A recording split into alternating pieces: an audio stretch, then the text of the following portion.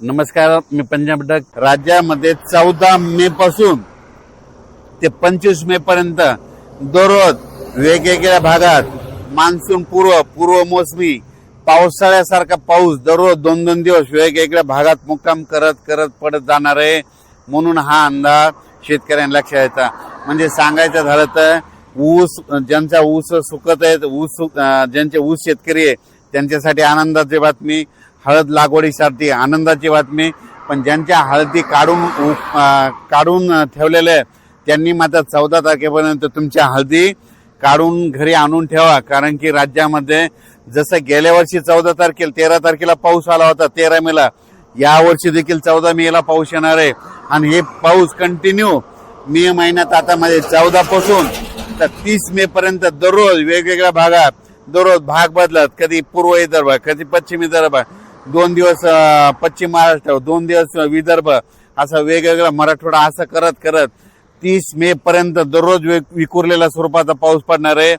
आणि शेतामध्ये पाणी देखील साचणार आहे. असा त्यामध्ये मेच्या 15 दिवसामध्ये म्हणजे 14 मे ते 30 मेच्या दरम्यान दररोज विखुरलेल्या स्वरूपाचा वेगवेगळ्या भागात पाऊस पडणार आहे. म्हणून हा अंदाज सर्व शेतकऱ्यांना लक्षात द्यायचा. शेतकऱ्याला विनंती, तुम्ही काय करा, शेतीचे कामे करून घ्या. कारण की तुम्हाला जर अवकाळी एकदा पाऊस सुरू झाला तर तुम्हाला कामा आटपायला उशीर जाईल. म्हणून हे लक्षात द्यायचं. आणि सगळ्यात महत्वाची एक शेतकऱ्यासाठी आनंदाची बातमी, 17 मेला आपला मान्सून अंदमान बेटावर येणार दस्तक देणार आहे. म्हणून हा अंदाज लक्षात द्यायचा. तसं तर 14 तारखेपासून म्हणजे 12 तारखेपासून तिथून मान्सूनचं पोषक वातावरण तयार झालंय. पण 17 मेला चांगलं दस्तक देईल आणि मान्सून तिथं दाखल झाला म्हणून असं जाहीर केलं जाईल. म्हणून हे देखील सर्व शेतकऱ्यांना लक्षात येतं. 17 मेला झालं तर तिथून 10 दिवस केरळ यायला लागतात. आणि तिथून लगेच 10 दिवस म्हणजे जवळपास माझं 7 जून पर्यंत राज्यामध्ये पाऊस येण्याची शक्यता आहे. म्हणजे मोसमी पाऊस येऊ शकतो. म्हणून हा अंदाज लक्षात येतात. पण राज्यात मात्र मोसमी पाऊस येईल तेव्हा येईल, 7 तारखेला येईल, 7 जूनला येईल. पण त्या अगोदर मात्र 14 मे ते मात्र 30 मेच्या दरम्यान म्हणजे राज्यामध्ये दररोज पूर्व मोसमी पाऊस गेल्या वर्षी जसा पडला तसाच पडणार आहे. म्हणून त्या पावसामध्ये विजेचं प्रमाण जास्त आहे. म्हणून तुम्ही काय करा, विजेपासून स्वतःची काळजी घ्या. त्याच्यानंतर आपली जनावरे झाडाखाली बांधू नका. कारण की 14 मे ते त्या 15 दिवसामध्ये राज्यामध्ये असा काही भागात पाऊस पडेल, शेतामध्ये पाणी साचेल, शेतातून वड्या नाल्याला पाणी देखील येईल. म्हणून हे देखील अंदाज लक्षायचा. काही ठिकाणी पाणी साचेल, काही मध्ये पेंडवालता पडेल, कुठे रिमझिम पडेल, काही ठिकाणी चन्या साचल्यासारखा पडेल, काही ठिकाणी वड्याला पाणी देखील येईल, कुठं शेतातलं पाणी पुढे ढकलं. पण हे पाऊस मात्र त्या 15 दिवसामध्ये गेल्या वर्षी जसा झाला तीच कॉपी मात्र यावर्षी होणार आहे. म्हणून हे अंदाज लक्षात घ्यायचा. संत्र्याचे जे बगीचेवाले त्यांना तुम्ही ताण कसा द्यायचा तुम्ही तुमचं ठरवा. कारण की गेल्या वर्षी जसं पाऊस आहे तसाच आता देखील म्हणजे 14 मे ते 30 मेच्या दरम्यान येणार आहे. म्हणून हे अंदाज लक्षात घ्यायचा. आज आहे 8 मे, आज आहे 9 मे आणि उद्या 10 मे.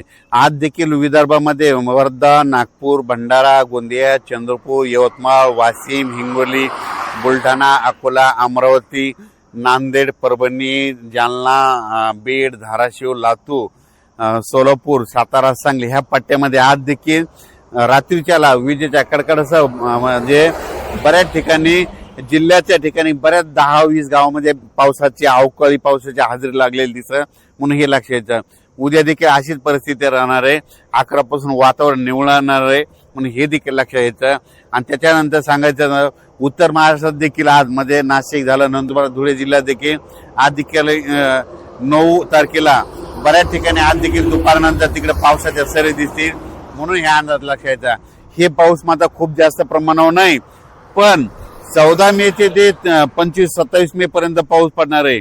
मात्र ते मात्र राज्यामध्ये ठिकठिकाणी दररोज वेगवेगळ्या भागात 2-2 दिवस वेगवेगळ्या भागात मुक्काम करत ते पाऊस पडणार आहे. आणि शेतकऱ्यांना मशागतीचे कामे करण्यासाठी चांगलं राहणार आहे. आणि जर ज्या ठिकाणी जास्त पाऊस पडला तर एकदा तणाचा उल्पा देखील निघतं. म्हणून शेतकऱ्यासाठी मशागतीसाठी पाऊस चांगला राहणार आहे. ऊस शेतकऱ्याला ज्यांना पाणी कमी पडायला त्याच्यासाठी चांगला राहणार आहे. ज्यांना हळद लागवड करायची त्यांच्यासाठी चांगला राहणार आहे. सिल्लोड भागातल्या शेतकऱ्यांनी मिरची लागवड केलेली त्या मिरचीसाठी ती पोषक ठरणार आहे. म्हणून हे लक्षात घ्यायचं. म्हणजे सांगायचं झालं तर काही जणांना फायदा होईल, काही जणांचं नुकसान होईल. म्हणून नाण्याच्या दोन्ही बाजू या पावसामध्ये होणार आहे, म्हणून हे देखील लक्षात घ्यायचं. अचानक वातावरणात बदल झाला तर उद्या एक लगेच मेसेज दिला जाईल. धन्यवाद. आणि राज्यातल्या वीट उत्पादकांना सांगू इच्छितो की तुम्ही 14 तारखेपर्यंत तुमचे वीट उत्पादन चालू राहते, कारण की 14च्या नंतर ते 30 पर्यंत सारखा पाऊस राहणार आहे. म्हणून तुम्ही तुमचा वीट चालू ठेवायचा का नाही ठेवायचा हे तुम्ही तुमचं ठरवायचं. कारण की 14 मे ते गेल्या वर्षी जसा पाऊस सुरू झाला तसंच यावर्षी देखील 14 मेला पाऊस सुरू होणार आहे. आणि 17 मेला मात्र अंदमान बेटावर मान्सून दस्त देणारच आहे. म्हणून हे अंदाज सर्व शेतकऱ्यांनी लक्षात घ्यायचा.